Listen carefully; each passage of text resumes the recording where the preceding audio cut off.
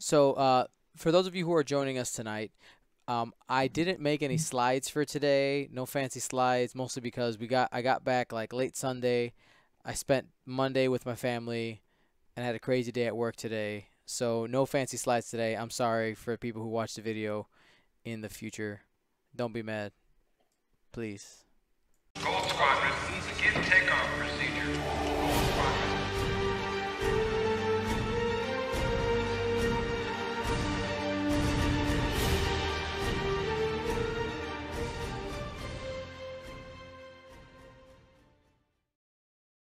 This is episode 75 of the Gold Squadron podcast. I'm your host, Dion Morales, and I am joined by Marcel, the Lost One, Manzano. Yo.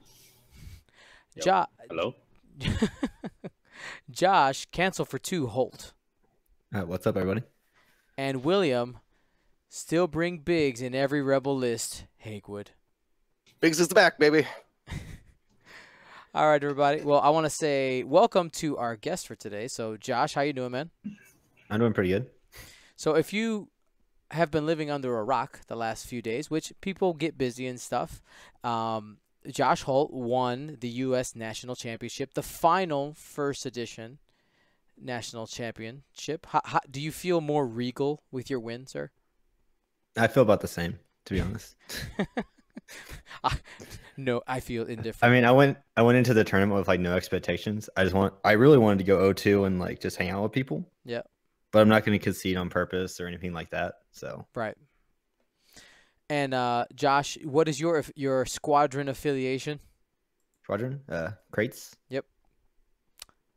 I let Sorry, jump. I let him say it once on stream, and yeah, it was fun. Before we go too far, I do want to talk about our next upcoming live stream. We did stream all last weekend at the Nova Open. Our next live stream, and from now on, is 2nd edition. So we have the Gold Squadron Classic. That's our next stream, guys. That's September 22nd. If you're local in the Chicagoland area, or you can get to Chicago for that weekend, go ahead and sign up. Its registration is open. You can sign up at goldsquadronpodcast.com. There's a cash bar. And Marcel's excited. He even asked me to pick him up and drive him home. He's so excited about it.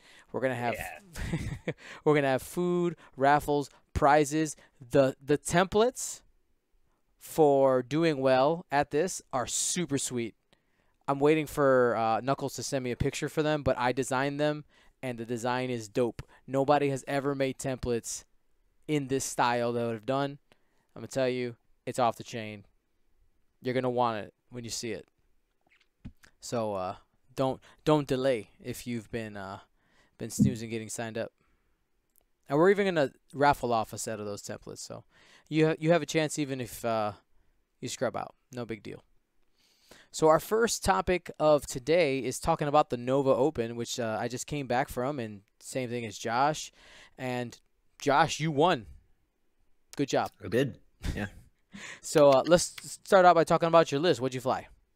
So I flew Ghost Finn, but instead of the regular like Maul Ezra, I had Kanan and Accuracy Corrector TLT, and then Ray Tactician as the crew.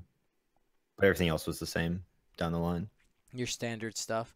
Yeah, So like standard Finn, standard Zeb. So why the call on Ray Tactician? I think like I believe it has a better Pal Bases matchup than the Maul Ezra one. Mm-hmm. If you watch a lot of the System Open like finals where it was like a Pal Bases player versus a Ghost Finn player, most of the time the Pal Bases player was winning with like Inquisitor in the end game. Mm-hmm. And you can actually pretty easily one shot or two or 1 round or 2 round Inquisitor that gets in the wrong spot because of the Tactician. So you just lock it down and it's just dead for the rest of the game. Right. And you do have the ability to double stress it, right? By the first attack and then the round attack if you have them in arc at range 2? Yeah, and it's also good against random other things like expertise builds and stuff like that.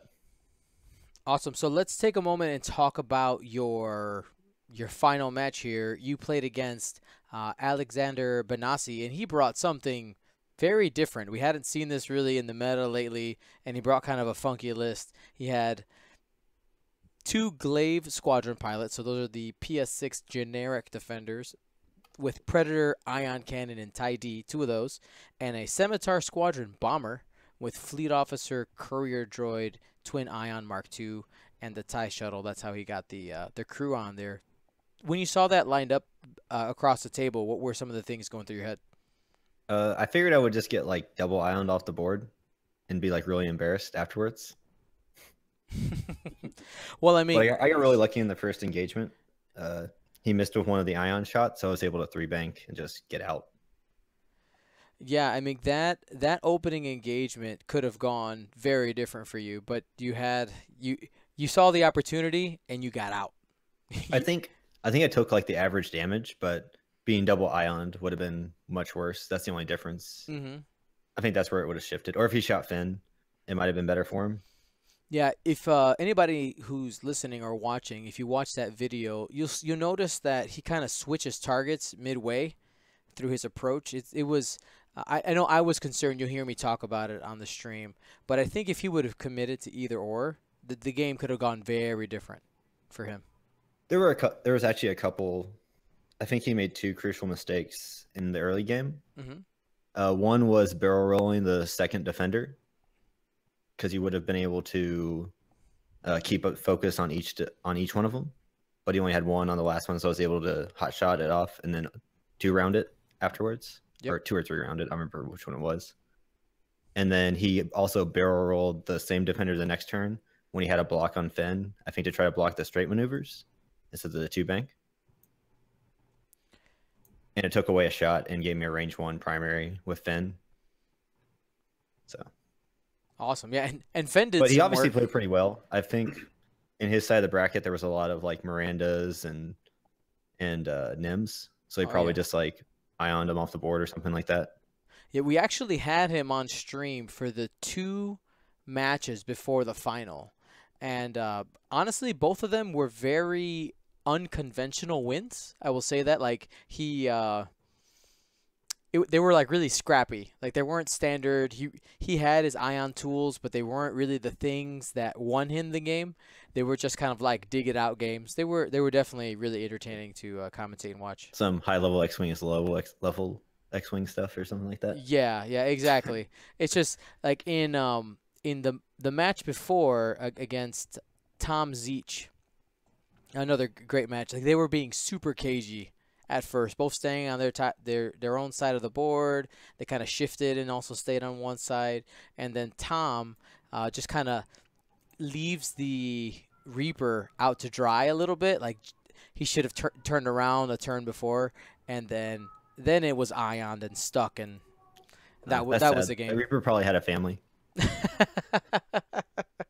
I think he also tabled Duncan Howard, so there's that. Yeah, add that to the resume, right? Sorry, Duncan. Alrighty, so I think if you don't mind me saying something, no, go for the it. entire top cut for Nova was like a slaughter fest in top 64. It was insane. Like Andrew Bunn got knocked out, Duncan got knocked out. Yep. I'm the only one who survived. So lots of fun. Do you want to give any shout outs to your opponents or anybody who was there at the Nova Open? Shout out to Scott. He's a player from Arizona who's part of like the running group and stuff. And he was a really good sport. When I play, I have a lot of like antics. Like I'll just be like waving my arms all around the place and like saying ridiculous things and using like the dice app and giant tokens and everything. And he was a really good sport about it. So shout out to him. I think like at one point I was taking a target lock with Finn. I picked up my Minoc target locks and I missed with the round before. So I threw him off to the side and grabbed his crate target lock, put it on my ship. So yeah, just keeping it loose, having a good time. Yeah, exactly. Like that's why I went this weekend, was just to have fun. Yeah. And like hang out with them and my brother and stuff. So you have a brother? I do. What, was he there? Yeah, he plays 30K. Like he looks like me, but he's like a foot taller than me and weighs like a couple 100 pounds more than me almost. So it's very different. Josh Holt times 2. Exactly. He's kind of like 2 of me. but like half is degenerate, so the math works out. There you go. Alrighty. Well, we're going to go ahead. I want to say just congratulations again, and thanks for joining us today, man. We're going to go into our panel discussion, and let's open it up. I know Will and Marcel want to jump in here.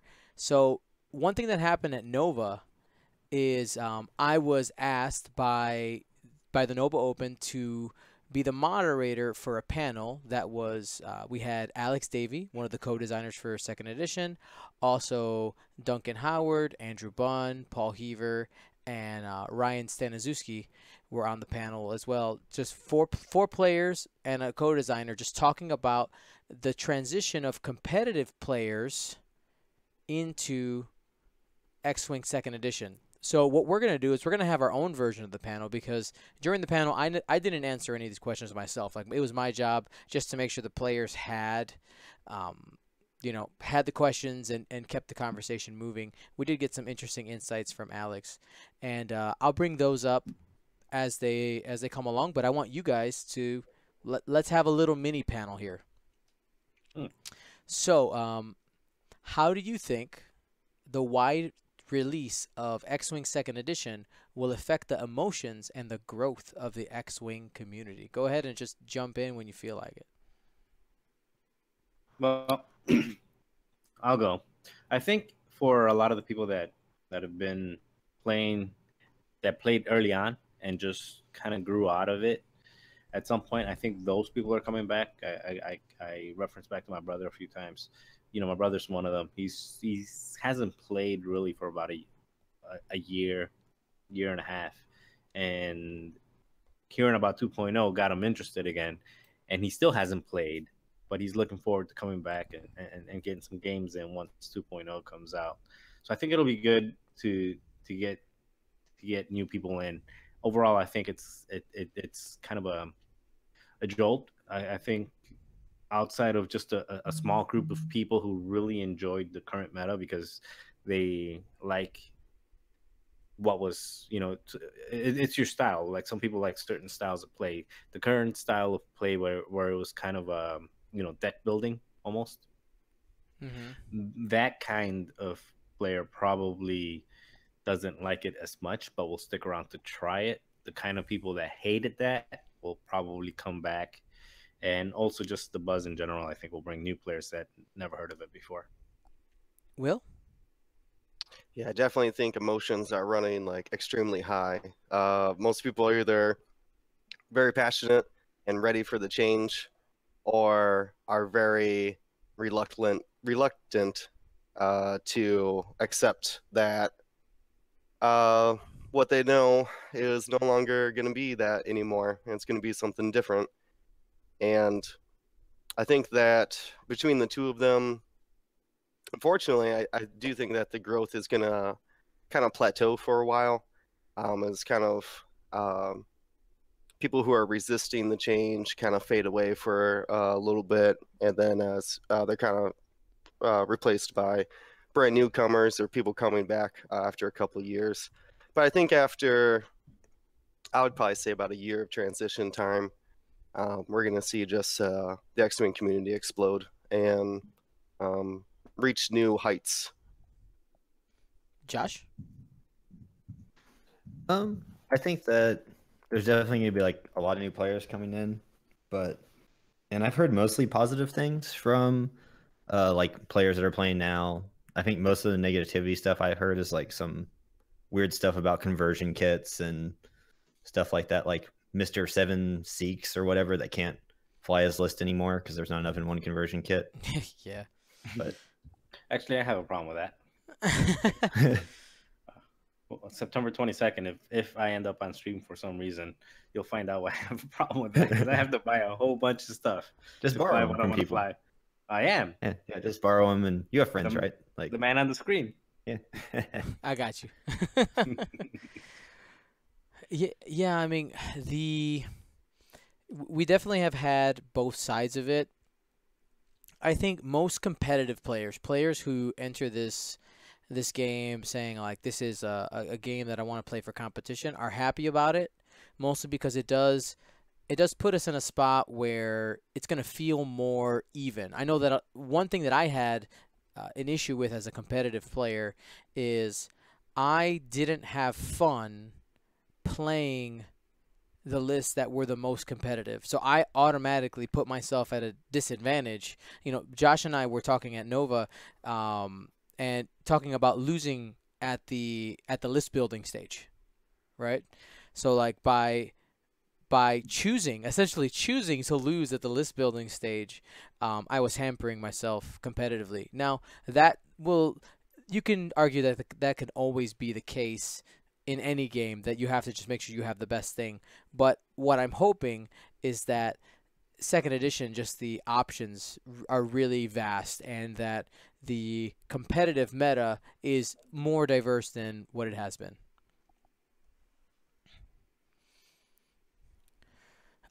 Next question here.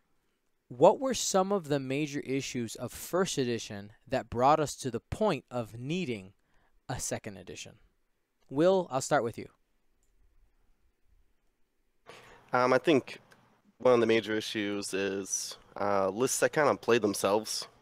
The list that I've been flying for a while, honestly, it's kind of built to just fly itself. Like, you just do the same thing every round, and eventually you win. And I mean, that's by design, but there's too many lists that there's more decisions to be made in like the list building than there is to be made like round per round, and that's not good for the game at all, in my opinion. There's too many times where I'm just like, well, everybody's hard 2 or hard 3 in, and we'll figure it out after that. And I don't really think that's where the spirit of the game originally was. I don't think it lost the dogfighting, and once we lost that, I think it was no longer X-Wing. Josh? So what brought us to 2.0? I think how old is the game system that we are currently playing in? 6 years? 6 years? Something Yeah, like that? so I think like the average, don't quote me on this, like for like to do like a new like revamp of a game system is about like 3 years. Mm-hmm. So we had gotten so complex with like all like the FAQs, erratas, everything. I think you need to have like an overall just like build it from the ground, not entirely build it from the ground up. Like a lot of the core stuff is still there, but like little things that make it easier for new players to get into it, like the shape of the tokens, making every arc or every cardboard insert the exact same. Mm-hmm. So it has every single arc on it. Just stuff like that was for one reason to move. And I guess the game was getting a little bit degenerate. Like my list sort of plays itself. It's got a lot of triggers to remember, but other than that, it has a lot of options, but I'm not going to say they're difficult options to make. But compared to some other stuff, it has more options, right? But Right. Yeah, for myself, just we had gotten to a point where one of the points made on the panel, which Nova, I have all the audio for this panel, but Nova asked me to wait to release it until they release a video of it. They recorded it, so I'm going to respectfully do that. But one of the things that was brought up is that essentially we started this whole power creep, this offensive versus defensive power creep, once the primary weapon turret hit the scene, which was wave 2, essentially, and then we got auto thrusters, and then like it just kind of escalated from there. And when we got to this point where, you know, you could just, like, ships were getting wiped out in a single turn consistently, you know, it was just really causing issues with the community, because I think most of us can say that in our play groups, we hemorrhaged a lot of players. A lot of players just said they were done. Like, whether they were fed up with TLT or harpoons or bombs or Ghost Fen. I mean, we ended up just losing a lot of people who used to love this game, and I'm really glad that FFG did respond because the hope is that we can get a lot of our friends essentially back, because it's something that connects a lot of people. So I'm looking forward to seeing the change and seeing how things end up going. Then I asked this question, which I Wait. oh sorry, Marcel, my bad. Come on. Sorry. You see, I'm out for a few weeks, and you're not even watching. You didn't give my shout out. I just subscribed to Twitch. I didn't hear shout out. Oh, You know I didn't his I his didn't see greatness I didn't see it. Ding. Shame. thing. Shame. Yeah, look at that. I'm gonna take my subscription back. I ranted. How do you no shame. rewind? No. So I'm not gonna bounce and say about some of the things that you guys already said, because all of those, especially the ones that Dion said, are on there. But I think, going back to the kind of list that, if I just self-reflect, and the kind of list that I was flying lately, like the last couple months. Well, not couple months. I didn't play a lot, but before that, I had most of them. I noticed I was putting down 15, 20 upgrade cards, and it really was net building. Not so much to the point where, like, the list that I was flying weren't so much like what William said, that they fly themselves, but it's more like it doesn't feel, but it still doesn't feel like dog fighting. It feels like a gimmick. For example, the Snap Scouts. That doesn't feel like it. Yeah, it's hard to get it working, but it doesn't feel like dog fighting anymore. It felt like a game of complicated chess, and it's putting together the right combinations and then setting up. And then I also caught myself, not caught myself, but I also, every time I played somebody new, I would have to go in there and explain, going back to what Josh said about the FAQs, go in there and explain, like, well, the snapshot happens here and then it happens here, well, but that doesn't happen twice per round, and blah, blah, blah, blah, blah, blah, blah. I think it just got so complicated, it's so convoluted, and arcs didn't matter. And it was about just either outbuilding or not really outmaneuvering. It's just, it felt like chess. When you play chess, you're trying to outthink the opponent, so there's skill there and trying to outskill the opponent. But you get rid of the arcs, you get rid of the thematic of what a ship is supposed to do, about them having an arc, them having a weapon that is of a certain strength, and it's comparable because you're going to have a B wing and a Y wing, and they're going to dog it out. Now you're just playing chess, a complicated chess, and you're either net building or you're creating some kind of chain reaction gimmick. And it just didn't. It was fun for me, but because I like chess and I like that stuff, but it was fun for me just because it's fun and it's competitive, but not because it was X-wing anymore. Hmm. Okay. Then the next thing I brought up, which honestly I will say at the panel, I was a little disappointed that nobody brought up the point that we'll see if you guys can catch it, but it didn't come up. So my next question was, are there any outstanding issues from first edition that still need to be addressed in second edition? I'm not sure what you're asking. Are you asking like rules questions we don't understand? Not necessarily rules questions, but are there any outstanding things that can happen in a game? Yes. That might need to be addressed. I know it. Ooh. Well, I'll go before Yes. Dion forgets me again. Yep, go for it. Yeah. I think the rules one, obviously, because you're gonna run into rules, and I think I don't know if you asked during it, or in our chat group, in our Facebook group, we were talking about the whole, like, target lock somebody somewhere else and get a free action and things like that. Those things are always gonna come up. You're never gonna really fully address that. But I think some of the pilots and some of the abilities that were identified as being a problem got carried over, and they may still make a problem. I think I just think some of the things that that were considered a problem before might still end up being a problem this time around with some of the abilities. Mm-hmm. And I also think, now this is gonna sound like I'm kind of salty. Maybe I am.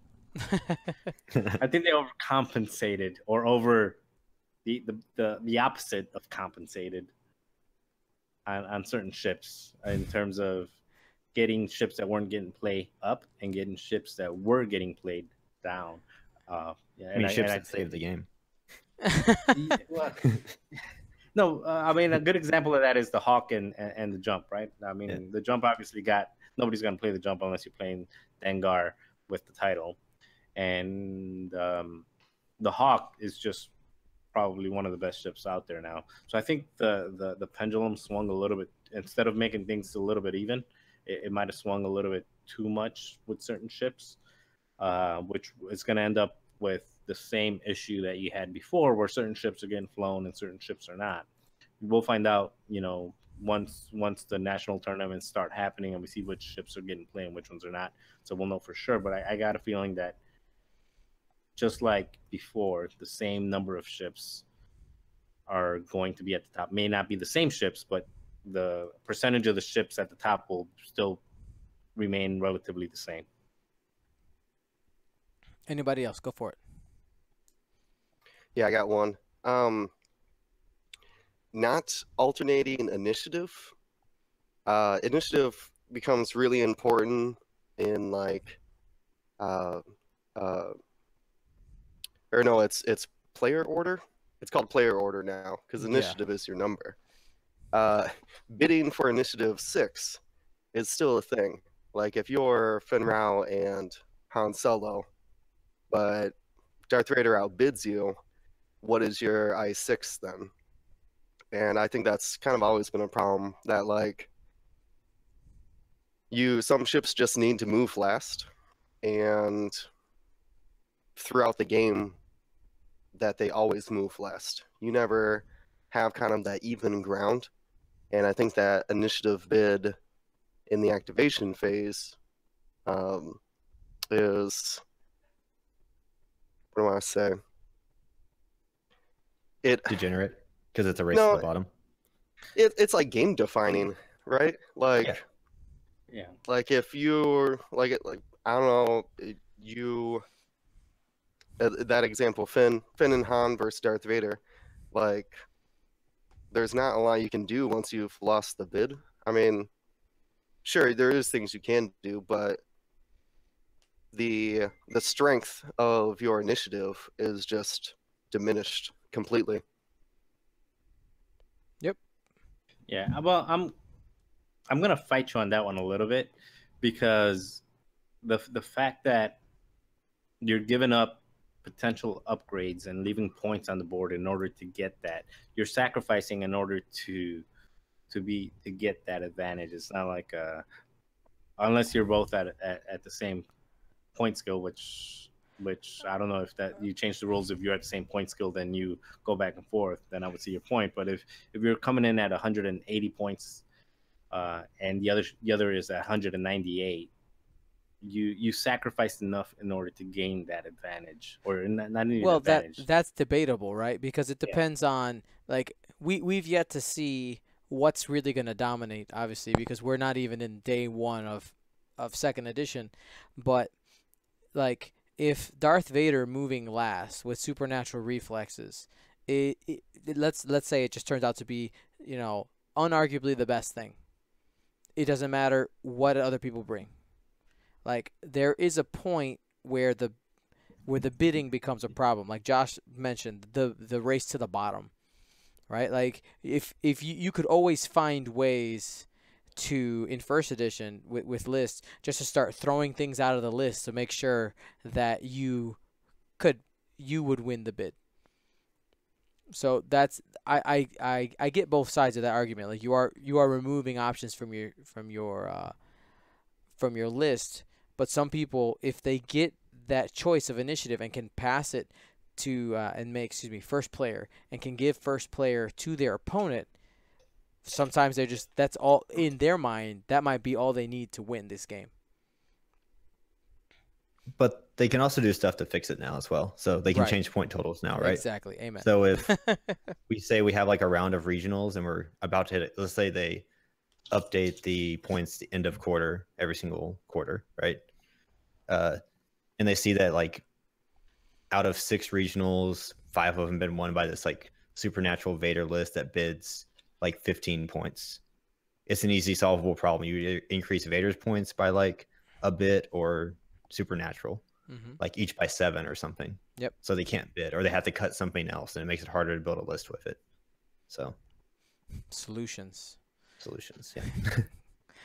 Yeah. You see anything else outstanding, Josh? I think what is the answer you're looking for? Fortressing. Yup. Okay, I got you. So, I don't know if it's like a huge problem, to be honest, because like one, not a large majority of the people in the community aren't willing to do it. Like there was a lot of games that I would have lost if my opponent would have just sat in a corner, but they chose to play, Right. which was nothing against them, but a mistake, I guess. Right. Like it's usually, and even then, it's usually not a correct strategy to just sit in the corner the entire game. You eventually have to come out.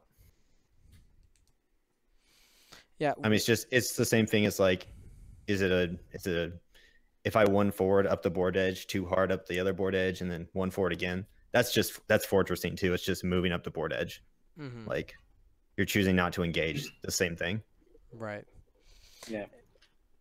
I don't think fortressing is as big as an issue now with everything being at half points, going back to the half point thing that people were talking about earlier, because now you get you get to choose your targets, and you get to choose how you approach and who you if they're fortressing, what you're going to attack, lowest agility, the most vulnerable point. And I think, I mean, it's still it's always going to be a valid tactic. I just don't think I think Josh is right. Not very few people did it in a 100-person tournament. You'll probably get 3 or 4 people that do it. That's a very small percentage, and very rarely will that small percentage even make it to the top. It becomes like, how do you unravel this puzzle? And now you can unravel it even easier because you get target priority. I mean, you get the choice to shoot something and get it to half points that doesn't take a whole lot to do it. Where before you had to pick something that was kind of bulky and it was going to take you a while to get to it. I guess my counter argument to that would be like I don't know how they could elegantly stop it in the game. Like that's FFG's job, but Objectives would do it pretty fast. yeah, I mean objectives would definitely force you to play, but I just don't know if being rewarded for not playing should be a thing. I guess is maybe my concern. And we've had that Josh actually just said it, that if a couple of his opponents had chosen to do it, they would have had an advantage in their game. Whether they would have won or not, that's to be decided. The dice have to decide. The maneuvers have to be made. But unless you have accuracy corrector, then they're always just 2.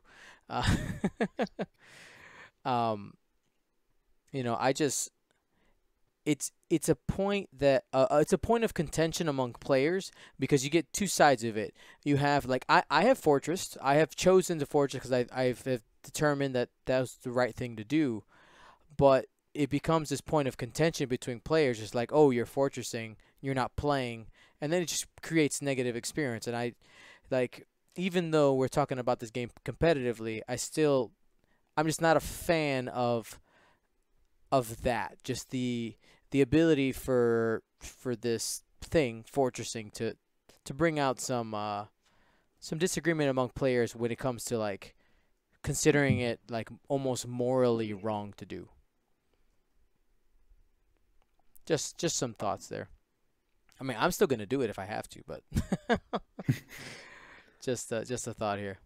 Yeah, All I don't right. think there's anything morally wrong with it. We're playing a board game. Play it how you want. If you want to fly your ships off the board turn 1, do that too. Right. I mean, I considered it a couple of times this weekend just to end it. I really need But to then I get some didn't. lunch right now. Yeah, well, I'm done. Alrighty. So, next thing here is, with the initial release of point values a few weeks back, what do you believe is the leading contender for most improved ship chassis?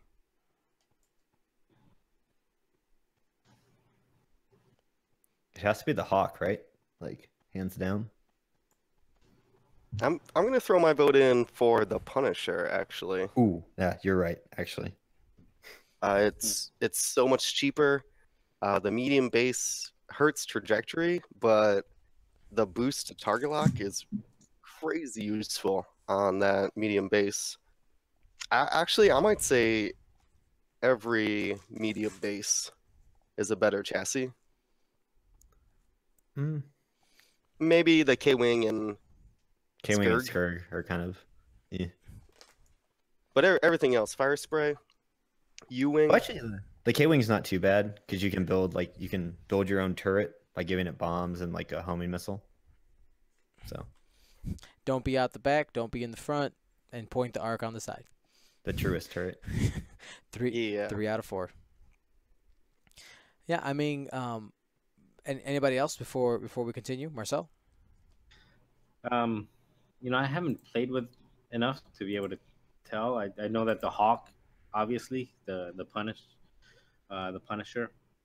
as well as he said, I would go. I don't know if you call this an upgrade or not, but I think the Scum.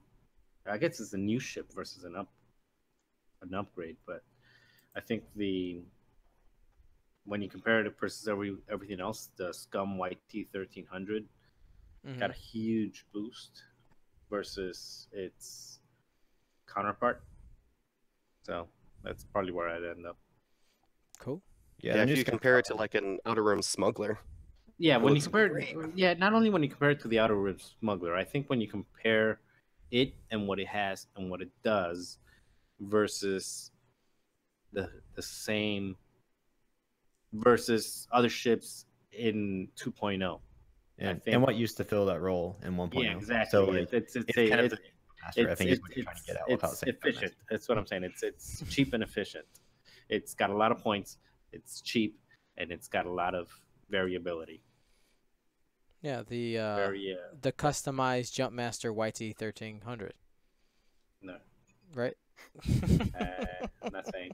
And the escape craft is pretty good too. So, Yeah, there's that. for sure. I still don't know what the escape craft is, but I'll figure it out someday. It's kind of just like it's kind of like a chief of Pede. It It's fills that same role. It's cheap. It has coordinate. That's all you got to know. Okay, I'm sold. Yep. And then, we have competitive play that's soon going to include different squad building requirements in for the different events. And some insight that Alex Davey did give us is the fact that there is going to be a track to Worlds using alternate squad building as the road, and there's also going to be a road to Worlds using just Wave 1, and there's also going to be a road to Worlds using just a conversion kit, or having everything. So it was interesting to hear from him that not only are they planning on having different ways to play the game, but the fact that they're also going to, at least for the idea is for newer players that can't get a hold of a Punisher or a Hawk model for whatever reason, they haven't been able to find it. Only the things that are readily available in the waves, they have an opportunity to get to Worlds on their own. I think that's really cool. Now, the question here is, do you believe that squad building is a skill, and how do you think players will have to adjust when an event not only says you have to play the game, but now it also says you have to identify the best list in this format? All right, ask that one more time. That was That was a More than lot. five, that was more than 5 words in a sentence. That was a lot. So, do you for I guess part A is do you believe that squad building is a skill? We'll start there. Yes or no? Yes, Yeah, definitely. definitely. Yes. Yeah. Okay. I I would think agree there because are, I'm bad at it. yeah, yes, and I think there are some people that are good. I think there's some people that are great, and I think some people are. Bad. I'll admit it. I am bad at squad building. I'm bad. I think there's like a period of time whenever, say, a new format comes out, so a new wave or an alternate format, there's a time where the best squad builders have the biggest advantage. But I also think that, let's say, like after 3 weeks, the meta's figured out and we know what's the best, and there's not much room for innovation or anything like that. Hmm. There's still a lot of time where people are still trying to innovate when they should just be playing like the best list or the second best list or a tier 1 list or whatever, right? Hmm. I agree. Unless you're not as good of a pilot or as good at the other skills, then you have to rely on your squad building to keep evolving towards the meta. Will? Yeah, I mean, definitely squad building is a skill. It what do I want to say? It's finding your own play style and building the squad around it. Like anybody can pick up new Miranda, but if you don't understand how to kite and how to launch bombs, it's not going to be an effective list for you. Cool. Yeah, I know. Like, I'm excited for the alternate formats, but also, like, I know, like, I'm gonna outsource list building. I'm be like, what should I play, guys? Because I'm bad at it. Like, I'm trying to get better. Like, I built 2 second edition squads for tomorrow, which will be streaming live from our store, our second edition league night, with a full overlay for the first time. That's gonna be cool for second edition. Um, but yeah. So, but we'll see how that shakes out. I'm excited.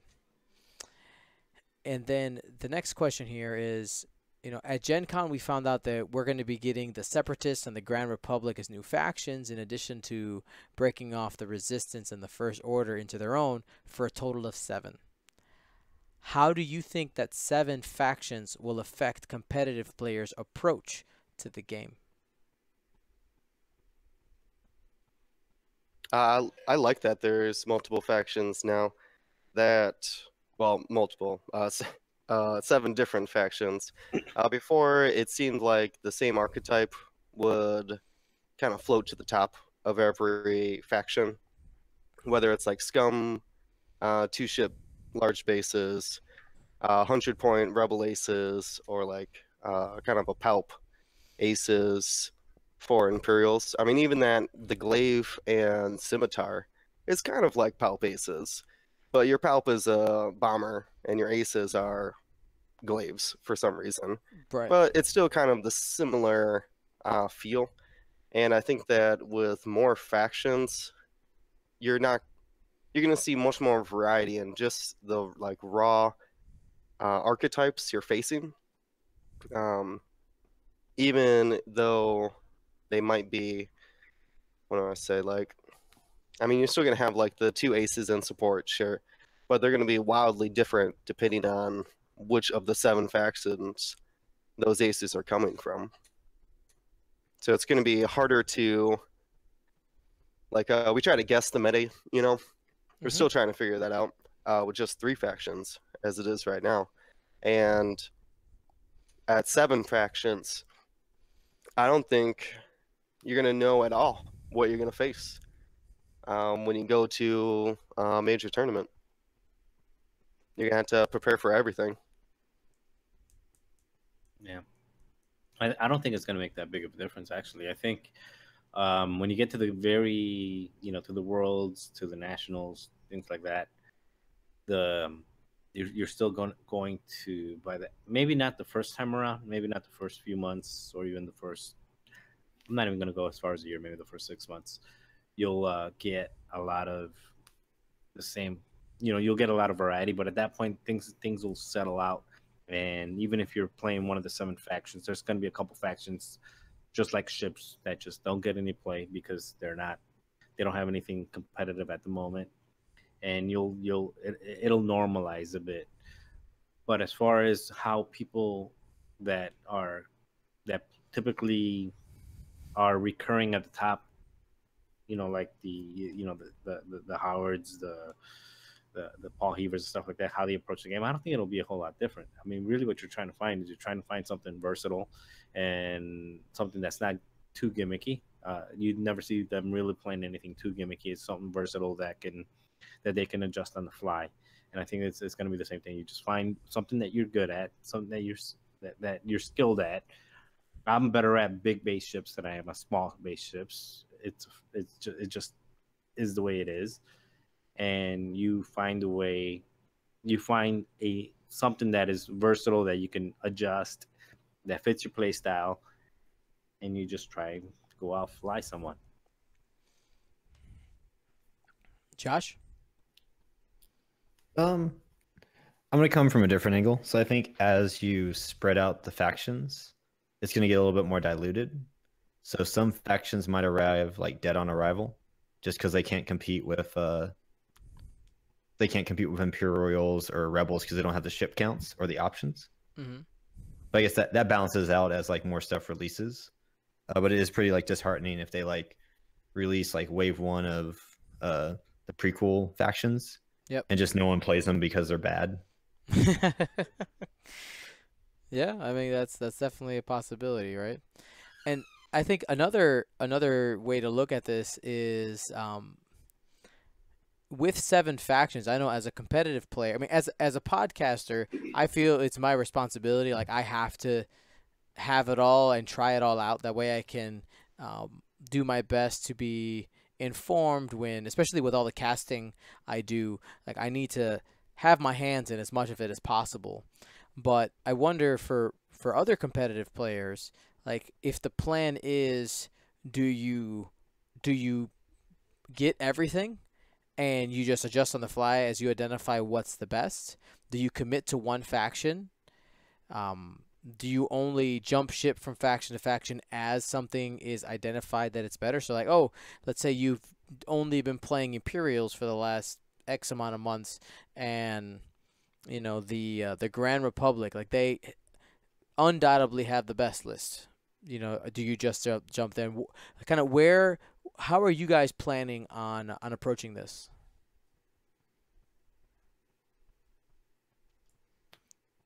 I guess I'll go first.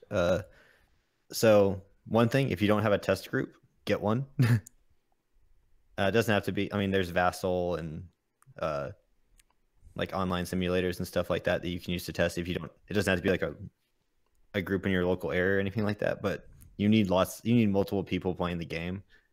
It's hard enough with like 3 factions, but when you add in 4 more, getting the correct testing in there to get it done, it'll be hard. Now I know for me, it's just pick the best list and bring it, like whatever it is, with maybe some minor variations.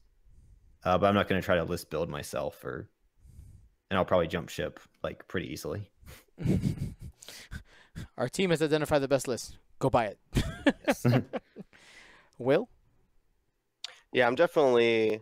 I'm not OCD or anything, but I'm definitely like a collectionist, where I got into X-Men for the models, and like that's what drew me to the game. So I still love just buying all the models, and like owning the model makes me want to put it on the board.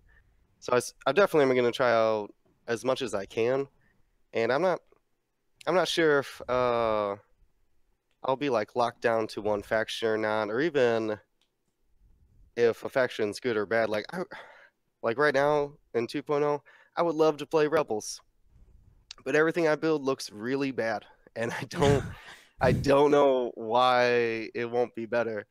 So I've actually found myself floating back to Scum, which is where I kind of started in the game. And I think that I'm just going to kind of float around between the factions, trying different things out until I kind of hit that one where I'm having fun playing it and it's doing well, and then go from there. Awesome. And then the last thing I had closed with at the panel is I had to rib Alex Davies just a little bit to be like, hey, could you give us any tidbit of 2.0 information that hasn't been spoiled yet officially or anything like that? And while it's not too much of a stretch, we did find out that 100% for sure that that Darth Maul's ship, the Scimitar, does cloak. So this is a large base that has the cloak mechanic as part of the ship, which is pretty cool. I'm excited to see that. And in the main rules, you do see they do have rules for the cloaking, which it's the same as barrel rolls, right? It's on the side and stuff. But that'll be fun to see that on the table. Is it going to be like a large base Phantom then? Or is it Essentially, going to be kind of more like a Mist Hunter that kind of cloaked once in a while, but not really in combat? yeah. I mean, we don't. He didn't give us too much. He just We don't know. We just yeah. know that it's a large base and it cloaks. Yeah, So. that's it. Okay. That's it. It And does the model cloak. looks cool. Yeah, the model looks amazing. So I'm excited to see what that looks like. You know, the panel was really insightful. I do encourage you that once Nova Open does publish that video to go ahead and watch it because there was a bunch of great questions from the audience. And if you were there, thank you for being a great audience. And if you're going to go to Nova in the future, we're going to be doing a panel like that again, obviously with new questions and who knows who else will show up on this panel. It's kind of been one of these things that not a lot of people are aware that it exists, and because it was kind of hidden on the website and stuff like that. You do pay a fee, but it's a charity event, so it's $5 to watch the panel and be a part of it. But you get to ask a question and stuff like that, and I would encourage you to come out because it's a great time. Yeah, Nova's a really awesome event. It was actually my first big event that I went 2 years ago. I did really horribly, but I had a really great time. And there's like a lot of like, it's also got 40K. So if you aren't playing, if you're like in between rounds or you've already been knocked out, just walk around and look at all like the awesome like 40K stuff that's been painted up. Yeah, there's Like- rooms and rooms of it.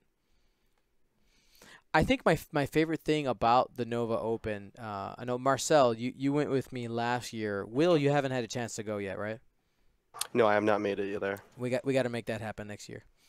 Like it's this really cool self-contained. It's all in this one hotel. So you have like ideally you get a room in that hotel, and it's just all these floors of gaming.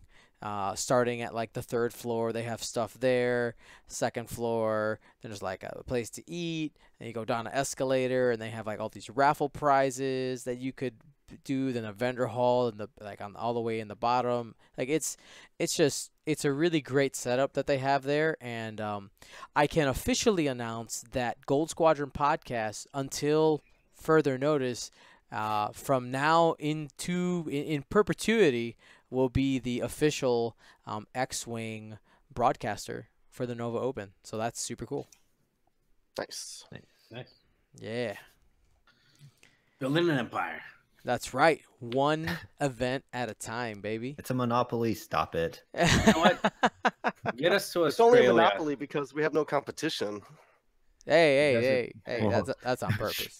They've Oh, I'm saying, Dion, get us to competition Australia. of our all right? quality. Do it. Will throwing around the trash talk here. Yeah.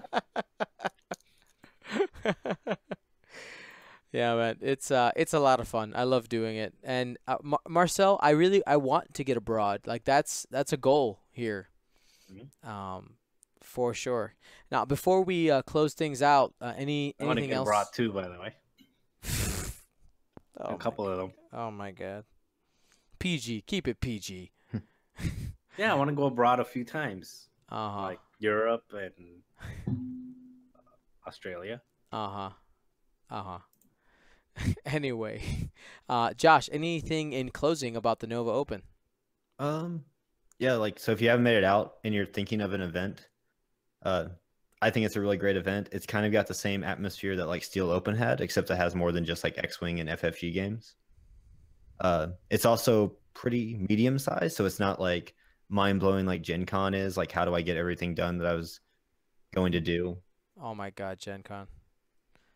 And if you come and you don't want to play in the main event, the side event prizes are actually really sweet if you can like win one of those. Oh yeah, they have all kinds of stuff. They were They giving had- away like KR cases and really Yeah. cool cards and stuff. They had the duos tournament this year, which was just like Duncan Howard putting people on his back and carrying him. That actually was a really cool format. We'll take a second to talk about it. So you brought I think it was a 65-point list. Is that what it was? 75. So you 75. had 150 total. Yeah, so 75-point list, and you got randomly paired with a random partner with the same thing on the other side, with two randomly paired people, and you played a game. And it doesn't matter like how, like if it was the same or different faction, and like friendly ships. Like for instance, if you had Palpatine in your list and somebody you had your partner had rebels, you could affect their dice still. Like it was absolutely ridiculous, but tons of fun. I know the people had a lot of fun. They also had Hunger Games. I think was another really popular one as well. Well, let's talk about some other upcoming events we are going to be casting. We're going to be at, like we talked about already, the Gold Squadron Classic. That's September 22nd, so make sure you tune in or sign up so that you can be a part of it. After that, we have the Minnock Open. Registration for that is open as well. That's going to be November 3rd in California, and we are the official stream for that. They're asking people to sign up before the 15th so that you can get the cool swag that they are doing. And you can always watch live X-Wing events and content at twitch.tv/Gold Squadron Podcast. Remember to renew that Twitch Prime every 30 days. It's literally free money. Like, people aren't understanding. Like, if you know how your parents used to tell you, like, does money grow on trees? It doesn't. It grows on the internet with clicking buttons. For whatever reason, do it while Amazon and Twitch don't realize they're giving away free money. Please. Well, they're really giving away free money. They're just making Amazon Prime cost $2.50 less. But Amazon just hit $1 trillion evaluation. they need to give away money. They don't have enough room to store it. Yeah, I mean, it's a tax write-off. Yeah. So give me Amazon's money so that we can continue doing what we're doing. Well, I tried, but I didn't get a shout out. Shout out to My Marcel God. Manzano for becoming a Twitch Prime Finally, it subscriber. only took an hour. What's your Twitch name? Marcel Manzano. No. It literally Really? is Marcel Manzano. Hold on. I'm looking at What's my calling you out, Marcel? You Let's better check the run tape. it. check. That's exactly what I'm doing. Hold on. Where's my Streamlabs? I'm gonna right here test Marcel Manzano. There you go. Type it in. You'll see it in like. I 2 seconds. It'll be like- I see you in the chat. Huh. Does he have Yeah. the little subscribed crown? Heck yeah, I do. Yeah, he does. Yeah. He's got the yeah. crown and the star. It's crown and Whoa. stuff. That's how you know it's legit. He doesn't have a sword though, which is pretty depressing. What is a sword? That It's a moderator. Oh, you see? Oh my God. Just haven't done it yet. Dion. You should mod me. I'm pretty wholesome. So first, you don't give me my shout out. Then you forget I exist, and you skip over the questions, and now you don't sword me. that sounds pause. Then you don't knight me. Like what's that? I will say it's actually my I have this overlay thing that pops up when people subscribe and stuff like that, and I will take a screenshot and send it to you that it is just straight not even on there right now. Like, it just doesn't even say Marcel Manzano. I believe you. You pressed it. I'm in. It doesn't say it on my thing though. It wasn't on my list. So I'm gonna blame Streamlabs for that, not me. Anyway, you can watch your X-Wing videos and replays of all of our streams on our YouTube channel. Look up Gold Squadron Podcast on YouTube. Hit that subscribe button and that bell for notifications. If you had that bell rung today, clicked, your bell rang 12 times. Shazbot GG. Yeah, like Shout it out. was it was a bunch of I dropped every video today. Yeah, it was great. So all of those are up. Go ahead, take a look at the Nova Open. Those will be the final first edition videos for Gold Squadron Podcast. Everything second edition from now on. And lastly, but most importantly, if you enjoy all the content we bring you and you want to help us continue expanding our content, you can go to patreon.com/Gold Squadron to become a patron and get awesome swag. And I want to give some shout outs here. I want to get some shout outs to some of our new patrons. Let me go ahead, click this button. I didn't put it in our notes, but I can look it up pretty quickly. Okay, so thank you to Ken Cho. Thank you to David Rowley. Thank you to I hate when Patreon does this. They like double people's names. Matt Stout and Aaron Bistani and Mason Turner. You guys are all amazing. Thank you so much for your help. And yeah, so we're gonna be all over the place. Gold Squadron podcast. I mean, another event that we're gonna be streaming is the Crossroads Classic. I mean, there's just so much that I have planned that I can't even keep it all straight. But yeah, so for Marcel, Josh, and Will, my name's Dion Morales. Gold Squadron, out.